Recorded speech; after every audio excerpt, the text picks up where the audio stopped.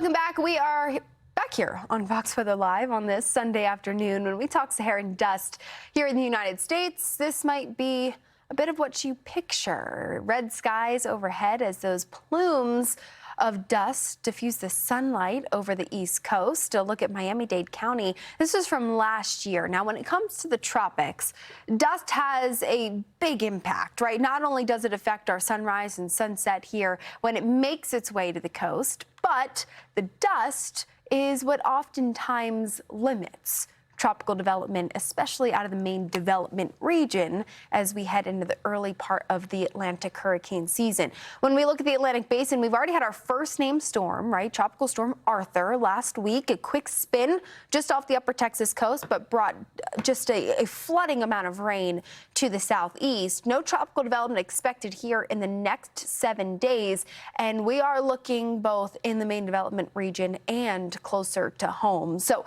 what's going on? Well, we're first starting with the Saharan dust. Big plumes of it making their way off the coast of Africa, traversing through what we call the main development region, which is this zone right in here. So that's going to suppress those tropical showers and thunderstorms and not allow any of those seedlings to really begin to grow and mature. We're also tracking this dust not just through the main development region, but it's on a path clear right into the Caribbean and then up into the Gulf. And so expect more hazy sunrises and sunsets as we go through this upcoming week. Here we are by about Thursday.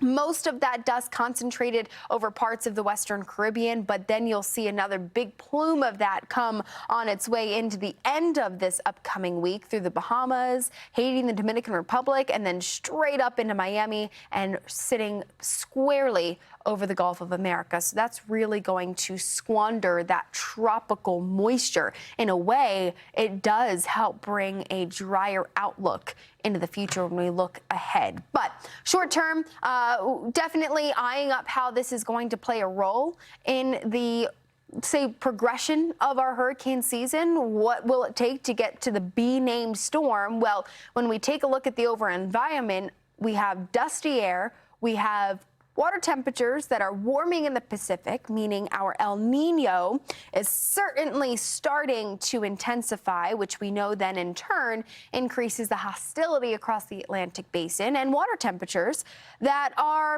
just marginal. The average temperature right now in the main development region, which is typically where our more robust kind of signature storms come from, are only sitting at about 79 degrees. And so that then and there itself just kind of limits the overall ability to see something pretty significant come out of the main development region right now. Our hostile winds very much in place across not just the main development region, but we also have a pretty hostile belt of air that's sitting up overhead in the Caribbean and the Gulf. And that is expected to remain as we look ahead to close out the month of June and then open up the month of July, where typically we do start to see a little bit more action, a little bit more prevalence of tropical activity off the East Coast, where these areas of low pressure kind of skirt their way in and then they hit what we call the Gulf Stream, which is a warm conveyor belt of water right within this zone. And you can see it's often a magnet and a hot spot for some early season development through June, or July rather. So